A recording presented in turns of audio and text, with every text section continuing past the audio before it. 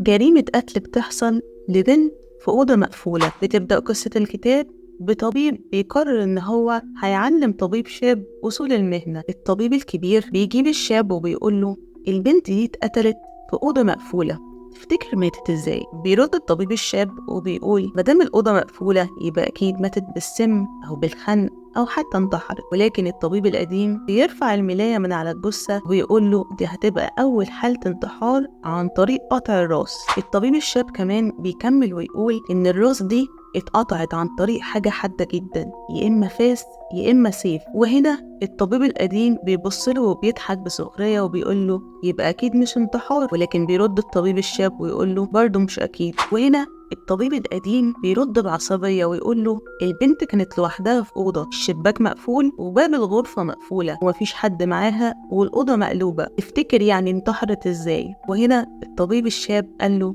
طب ازاي القاتل هرب؟ وهنا الدكتور القديم بيرد عليه وبيقول له انت عندك 3 أسئلة، أولهم ازاي دخل الأوضة، ازاي قتلها ودمر الأوضة كلها، وآخر حاجة ازاي هرب. وكل ده كمان ضيف عليهم سؤال ازاي أختها اللي كانت معاها في البيت ما سمعتش أي حاجة. بس طبعا لو عايزين تعرفوا أكتر عن حل اللغز ده فهتلاقوه في كتاب حكايات القبر للكاتب تامر إبراهيم. مش هتندم أبدا إن قريت الكتاب ده.